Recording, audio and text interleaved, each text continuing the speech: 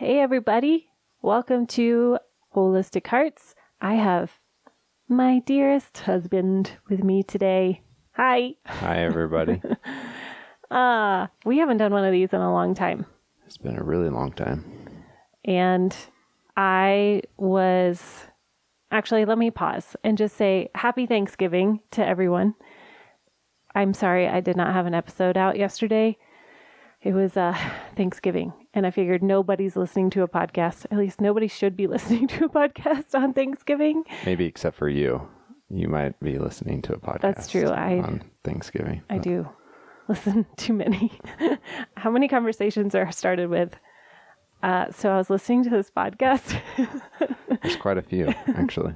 It's a good thing that this is my job. That's right. Okay, so coming back to why you are here today is we've been talking a lot the last few episodes about permission to dream. How do you go about dreaming? And then I actually went and talked at a MOPS group, a Moms Next group, which is the graduated of the MOPS. So if you don't know what MOPS is, it's Mothers of Preschoolers. It's a moms group, and had the privilege of sitting with I think there were about 12 women there. And we talked about dreaming, permission to dream, permission to say yes to having vision, having goals for yourself. And one of the questions that was asked was, well, this is all great to dream, but my husband would never be on board with some of the dreams that I have. And I came home and came to you, Joshua, and was like, how do I answer that well? And so I wanted to bring you in, Joshua, because you have been supportive all along since the beginning of our marriage for me to pursue whatever it was, whether it was personal training or, well, a lot of it was personal training, doTERRA, Juice Plus, all of the multi-level marketing businesses, then jumping headfirst into podcasting, and then breaking off from working for somebody and starting my own podcasting business and launching my own podcast to help people in their faith journey, which is Holistic Hearts, what you're listening to. So that was 2020. And one of the stories that I shared in that MOPS group was, I remember sitting and telling you one day in 2020, maybe it was 2019, and we had gone to lunch, and I was like, so I have a huge, audacious dream, and I don't really know how to explain it, but I kind of want to be like this and build a company that's like this. And I was so nervous to tell you, even though you had supported me all along, and you were nothing but 100% behind me. Like, yeah, let's do it. Go for it. And I don't think that every woman has that support. And so I think having you here to not only share your wisdom, but to bring in that tenderness that you do so well, of like hearing the heart of some of these women that are struggling with voicing their wants and desires and their goals and vision, but also like holding space for the men in that situation too. So this episode is for men and women. So if you have a spouse and you want to share this episode, please do, because that would be awesome. Yeah. Wow. Kind of where to start with that. I think, throughout our marriage, I feel like I have I've been supportive because I think I know it sounds maybe trite, but like just it's easy to do. Like I want you to have your dreams. I want you to succeed in what you're wanting to do. And, part of the balance of all of that is, okay, we're raising 4 kids and I'm working and you have a desire to work. And I know that there's some women that, don't, outside of the home, and that's a big enough job. But they don't have those other desires, which is perfectly fine. Like that was the house that I grew up in. My mom stayed home and homeschooled. And, but I knew coming into our marriage that like, going to school, seeing women, pursue their dreams of learning and starting a career. Like I knew that it wasn't the only way to do something was to, stay at home. And so I think, to speak to when you were pursuing your passions, like I wanted you to be able to have the freedom to get out of the house and explore who you are at the end of the day. And so I think it's just been kind of baked into our relationship. And so I know I'm very grateful for that we kind of started out on that foot. But I think to speak to the women that are in that situation that don't feel supported by their husbands in the dreams that they might have. I'm sorry that is the case. It breaks my heart that they don't feel that kind of support, because I think it's, not only vital in terms of a relationship, but I think when we kind of divide those lines of like, men can have success and women can't, or there isn't as much support, I think it just kind of fuels, everything that we've seen in our society over the last, 30, 40 years or whatever it's been of women are strong and capable, and we need strong women in all different aspects of life. And so to deny that and to kind of squander that, I think ends up backfiring in a lot of ways. And I think we've seen that kind of holistically. But when we think about as a couple, as a believing couple, in who Jesus is and what, the Bible talks about, I think we've gotten it wrong a lot, in the church in general. And it's been kind of hung over, certain people's heads, or however you want to put it, that, the man is head of the woman and the woman submits to the husband, and, this kind of rhetoric that is really not helpful in general. And then I think it squanders really the capabilities and the way that a woman can show up in that relationship, and then show up in her dreams and, aspects that she can bring to the world in general.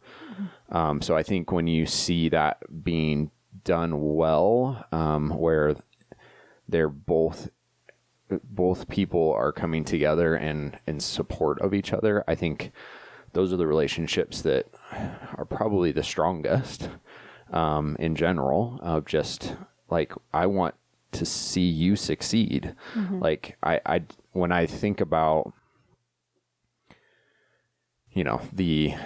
the love chapter in Ephesians and what Paul talks about, as an example to that, like there's really nothing that I see in that like, if we're supposed to, as husbands, love our wives, like Christ loved the church, like I don't see anything else but support and like cheering on, and I want you to succeed. Like, I don't see anything other than that. Like, the way that Christ loves the church, like, yes, he wants her to be his bride, right? Like, beautiful bride and all these pieces, but he also like brings her up, right? Like, it's a coming alongside, and it's not, you better, do as I say kind of a thing. And I think that that's, again, where we've skewed it, in a lot of ways. But yeah, when I look at that as the kind of dominant picture of, like, if I'm supposed to love you like I love my own body and like Christ loves the church, then why wouldn't I want to see you succeed in the things that you're passionate about, right? And I think there is a balance of and we've talked about this a lot together, of like, I want to have the things that I'm passionate about. I want you to have the things that you're passionate about. And then I want to have the things that we're passionate about together, right? And I think if we don't have those three distinct pieces, I think we can get lost in relationship. One, like, either you're so codependent, and we've been there and we've talked about that to some degree. But I think if you do have those pieces, the overall relationship is just much healthier. And without me allowing you, quote unquote, allowing you to have your dreams, like, I don't think that you can have that. Like, you can't have those three distinct pieces. If it's just, I'm doing my thing, what my passions, or what I feel like I've been called to work wise, or my dreams for, whatever it is, and it's just you coming alongside me in that, I just don't think it's as, one, healthy, and two, like, I don't think you are going to be able to do as much in general. Now, again, like, speaking to if it is just, the man has the vision and it's, okay, we're going in this direction, and the woman doesn't have a, specific dream at that time, like, okay, then yeah, support him in that, right? But I feel like there's been even times where, like, I don't necessarily have a vision for where we're going, and you do. And so it's like, okay, vice versa. Like, let me just, it's not always just you having to follow me. It's, okay, let's do this together. And if we're seeing a direction, then let's move that direction together and figure it out, right, as we're going. But I think if there's not freedom to do that, I think it suffers in general. Yeah. So, man, there's a lot to unpack there. I would say, in that specific scenario, if you feel like you are in that type of marriage where you don't feel supported or heard in your dreams, or vice versa, where your husband does not feel supported or seen, and we talked about this, that one of the first responses was, if that truly is the case, that there is one person that is the end all be all of the conversation, and there's no input from the other one, you need counseling. That's a point of, like, y'all are both human beings made by God who have desires and dreams that he's put in you, right, and purposes. And if you or your spouse don't feel heard or seen in those, it's time for either you to get counseling, or together you guys get counseling, because that's a whole different level of healing that needs to happen. Like you said, when we were in a space of that codependence, and you and me were so combined, which is great. We are called to be one flesh, but we were not individual beings before that. Like Right. we just folded our own desires and wants under each other, not really knowing who we were, who our kingdom identity was. Yeah. And I think that's a big piece of it too, right? If you don't know who you are and what that is, let me say it this way. Like, I think if you don't know truly who you are in Christ, then I think you can be threatened by another person's dream, whether that's your spouse or anybody else. And don't get me wrong, like, it's a journey, right? It's not going to be a like right. figure that out and then just all of a sudden smooth sailing. Yeah, smooth sailing. But I think it also can hurt more coming from your spouse, or it's a unique relationship. And so if you don't really know who you are, and say, as an example, like, I'm pursuing my business and, going at it and feeling like, okay, I've got to do this. And then you come along and you're like, hey, I have this dream. Well, if I'm not secure in who I am, I can see that as kind of a affront to what I'm doing. It's like, well, no, I'm going this way, and like, I need your help to do this.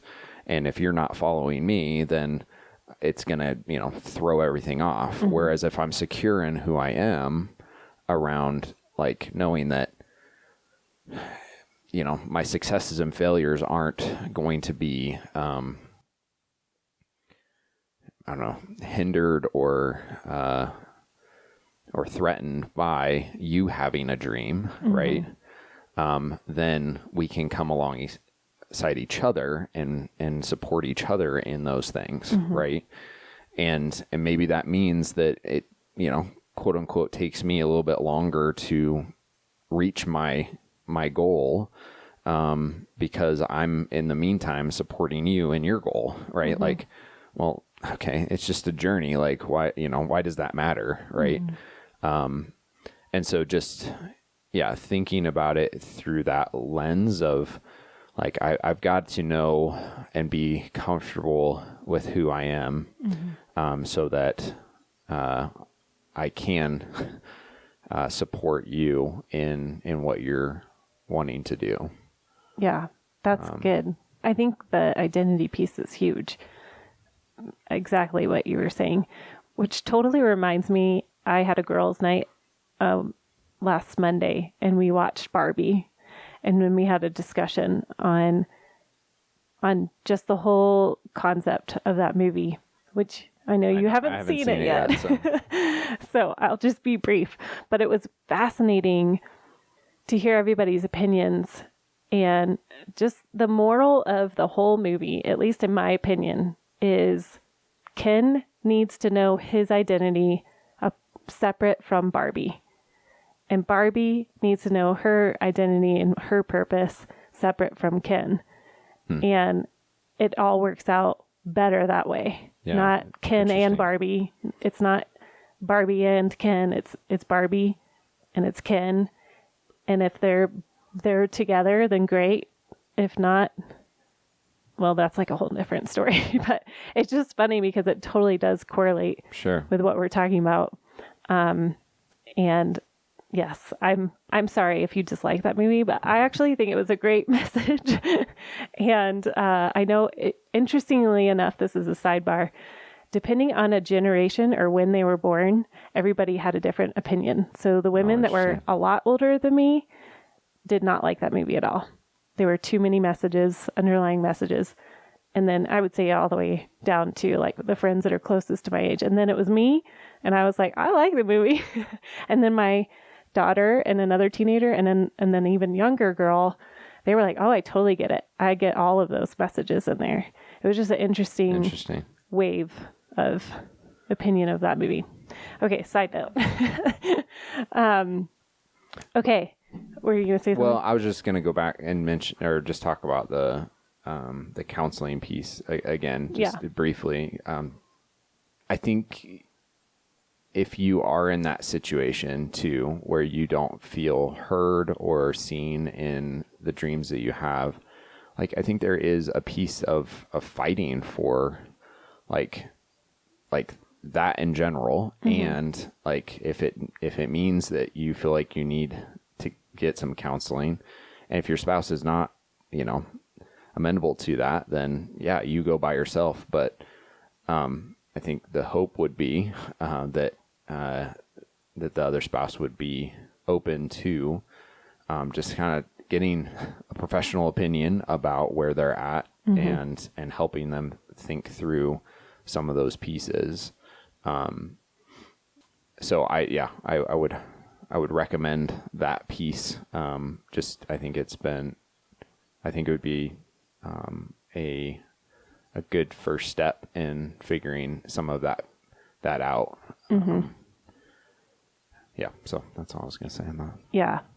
And I'm going to backtrack a little bit too on kind of the theology here. We are not scholars, but we also have walked through quite a bit in our marriage.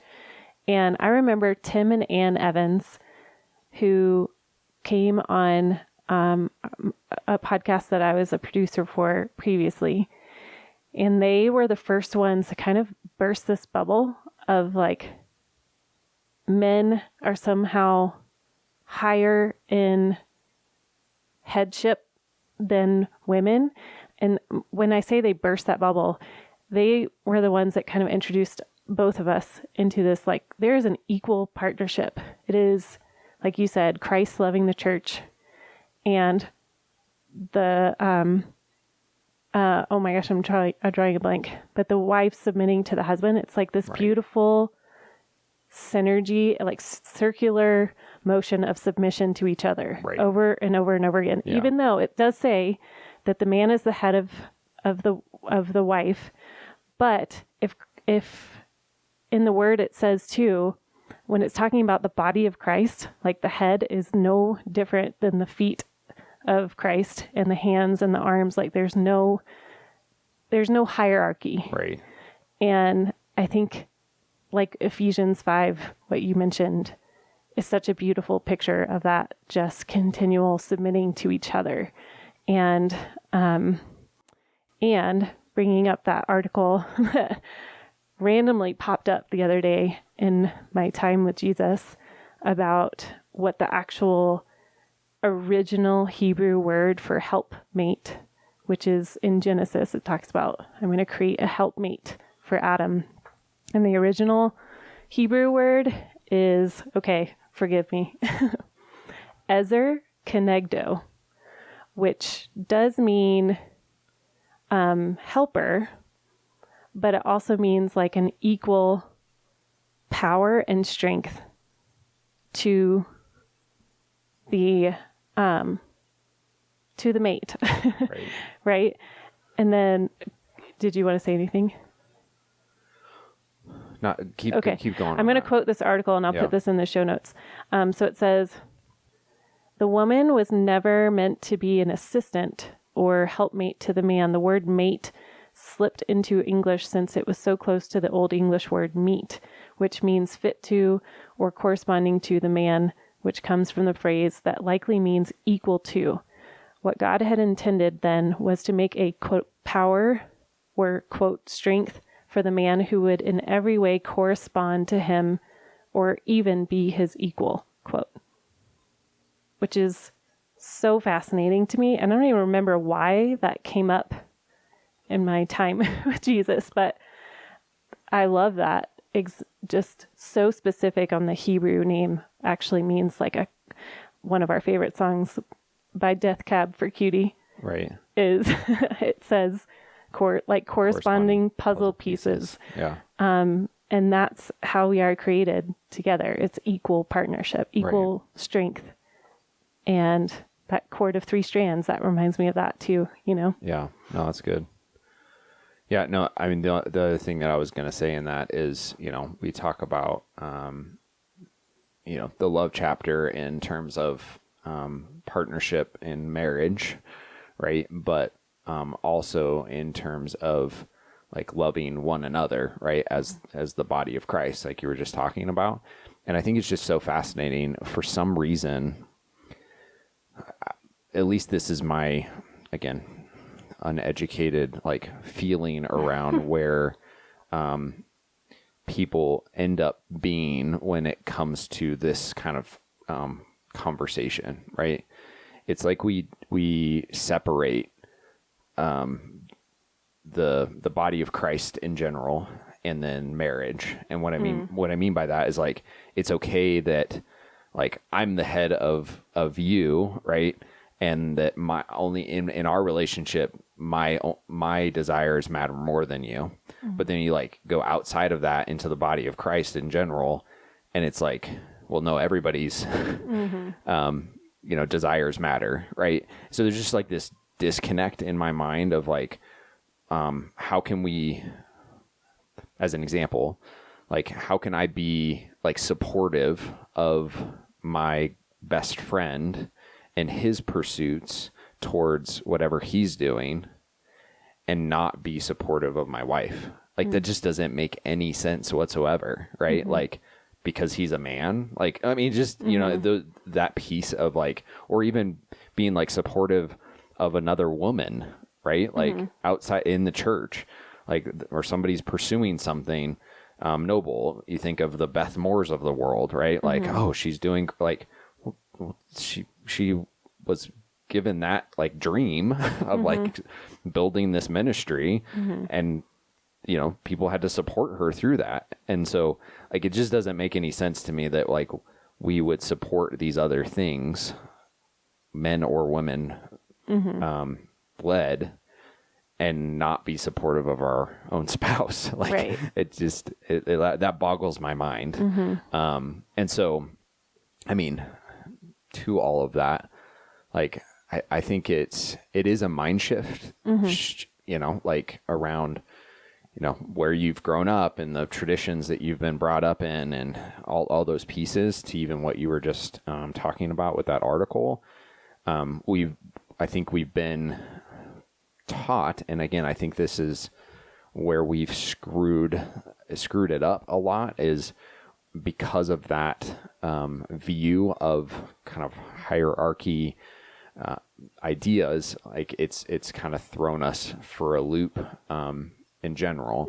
And so I know that it is a mind shift change as far as like, okay, how am I actually going to view my wife pursuing something that she's passionate about, a dream that she has, what have you. It's going to be working a different muscle at the end of the day, and maybe wrestling with it for like seeking out counsel and like trying to like dig into the text and figure out like, what does this actually mean? Yeah.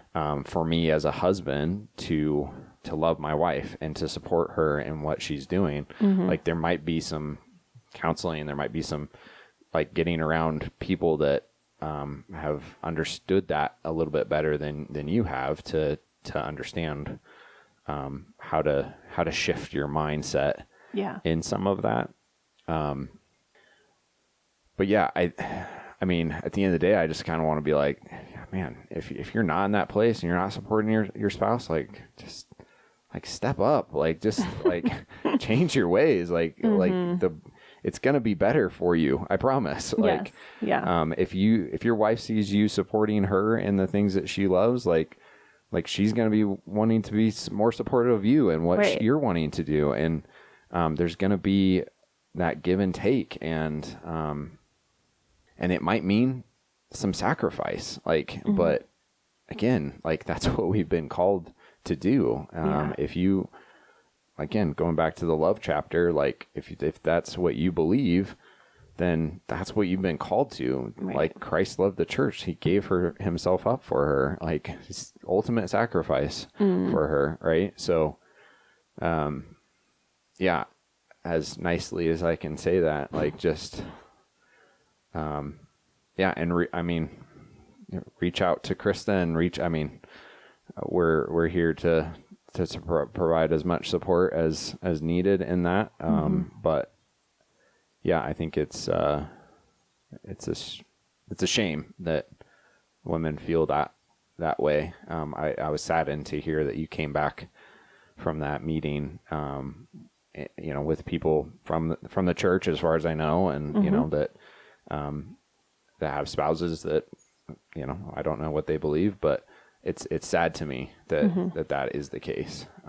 Yeah. At this stage. Yes. in our world. 2023. So yes. yeah. Yeah. Okay. So there's a few things that I want to hit on. I know we're already 30 minutes in. You guys, thanks for staying with us. I just feel like this conversation needs to happen. And so one thing is, so that whole scenario was if legitimately your spouse really does not care or seem like he cares. There's a shutdown. There's a hierarchy of authority pushing down, like the not being heard, like Sure. literally you do not have a voice.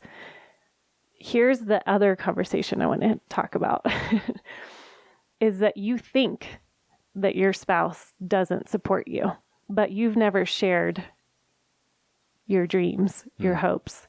And let me be clear too, dreams, hopes, goals, this could be anything from losing weight to starting a company to going on a girls trip to, you think about whatever desires. It could be starting a nonprofit. It could be, I don't know, going back to school or something. If you don't know whether your spouse supports you and you automatically are telling yourself a story of, well, my spouse doesn't support me. I want to unpack that because I feel like even in our own marriage, even though I know you support me, there are times when I hold back.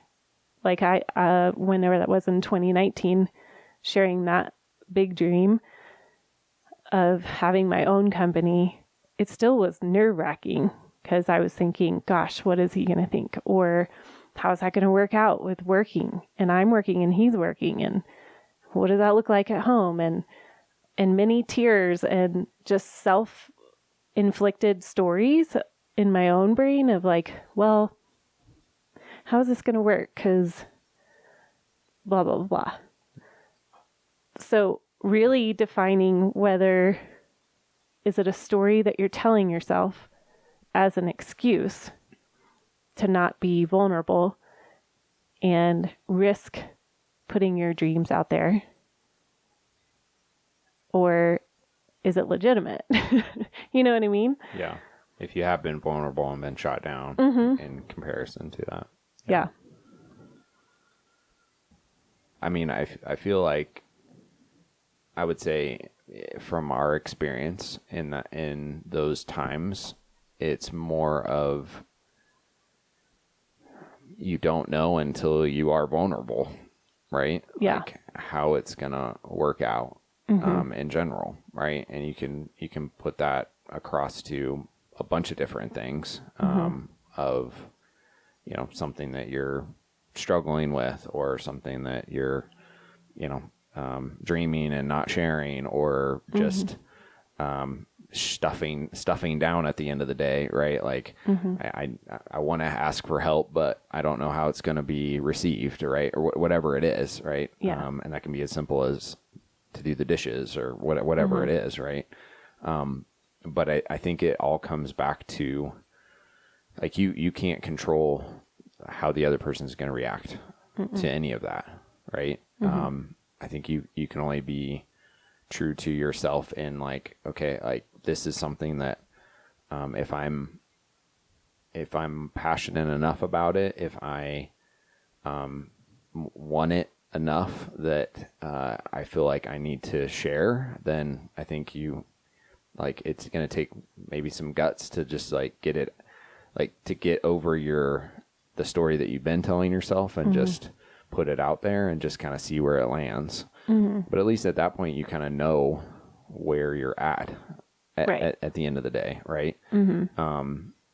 So, that would be my best advice to that is just, okay, like it's going to take some guts, but you got to be vulnerable enough to share it. And maybe that starts with sharing it with a friend, right? If it's only been just something that you've kind of had in the back of your mind and you've never shared that dream with somebody, at least just getting it out there or getting it on paper first and then sharing it with a friend and then like, okay, how do I bring this up to my spouse that, or whatever it is, right? But I think taking those steps to get it out into the world is the only, is the best place to start.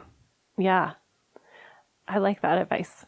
I think in our own story, I had so many coaches, well, one in particular, that probably heard the beginnings of the bigger dream before I shared it with you. But again, going back to identity, I really needed to know who I was before I could take any steps into actually believing that it could be true. And that was huge. I think it really does come back to the identity piece over and over again, and knowing who you are, who he's created you to be, and standing on that and trusting that he's got your spouse in that too. And I'm not saying to be rebellious at all, like with your dream. Like if you're like, well, screw you, I'm going to go follow my dream. That's like totally not what I'm saying at all. Yeah, there is definitely like Holy Spirit led patience and making sure that things are well timed. You may have a dream, like we have a dream that's not yet. Like our kids are young, and we know that it's not right, or at least it hasn't been in this past season, even though you got a dream in 2015, a very specific one. Right. And like knowing when to hold it and wait, and knowing when to knowing when is it tipping into it's costing you it's making you get quieter and quieter and quieter and numb out on your own desires and dreams. Yeah. And I would say to that as well, like if it is something that is a not yet, at least inviting your spouse into that not yet so that you have a place to hold it together. Sorry. I think is super important as well, right? Yeah. Because if nobody knows about it and it's a not yet, then it could just fizzle out without there being some sort of like, hey, remember we talked about this and this is something that you desire. Like, is this the season for that yet? Or is it, okay, not yet, let's hold on to that, right? But if you don't have that kind of accountability partner or somebody to kind of walk through that with you, then it could be something that fizzles out. Now, whether it should or, all these pieces, right? But I think everybody's journey is going to be a little bit different in all of those pieces of just, but keeping it fully to yourself, I don't think is the best way to like realize that dream at the end of the day. Again, regardless of the timing of any of that. Yeah. Right? Yeah. Yeah. Yeah. So good. Okay. Any other final thoughts before we end this sesh? Yeah. I think we're for those healthy marriages and at the end of the day, right? Yeah. And like we want to see people thriving together towards certain things, those dreams that they have. And so, yeah, I don't know. I think the only thing that I would say in my experience in my industry real quick, I have seen where people don't have or are not on the same page with their dreams. And then they get to, close to retirement or close to this, this next stage of life. And if they hadn't been thinking about it, I think it just, it squanders the impact that they can end up having in general because they yeah, because they've never thought through it before. Does it make sense? Like, and then it ends up being lost, or like you're on a completely different page than your spouse is at, like before your retirement, and your identity is so wrapped up in your work that you don't even know how to shift into not doing that specific thing. Right. And so it's just, or your identity so wrapped up in your kids because right. you've pushed away any other desire, which is a beautiful thing. Motherhood is a beautiful thing. But like my good friend Megan Nielsen says all the time, motherhood is not your highest calling. Right. So if you get to that place of empty nesting Right. and you've suppressed all of these desires and dreams, it's a real rough place to come out of. It's doable.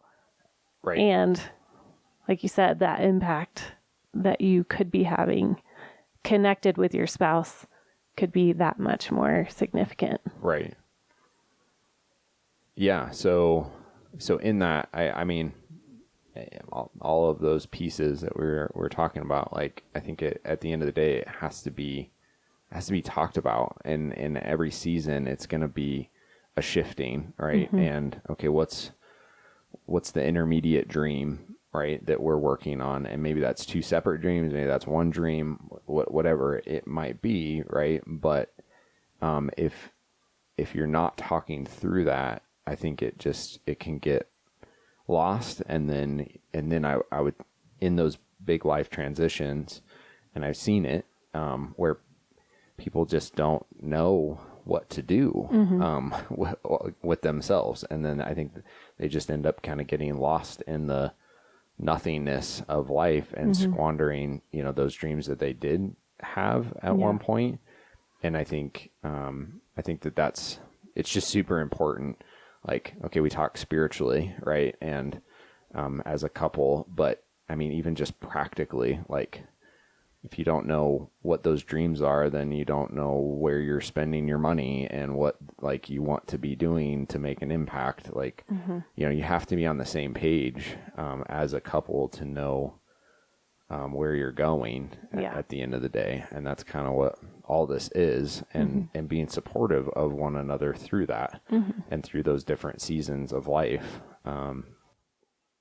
So I think that's, it's super important.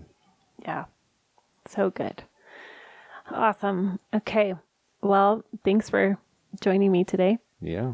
You're amazing. Thanks for having me. It's good. And hey guys, thanks for listening. Thank you guys for supporting. We had a massive donation this last week from a fellow listener, and I just wanted to give a shout out and say thank you for contributing to Holistic Hearts and partnering with me to keep this going. I'm excited for what is to come in this next month and in 2024. So if you want to partner with us, go to buymeacoffee.com/Kristin Fields Chadwick. It'll be in the show notes, and you can help support and partner with us. All right. Take care.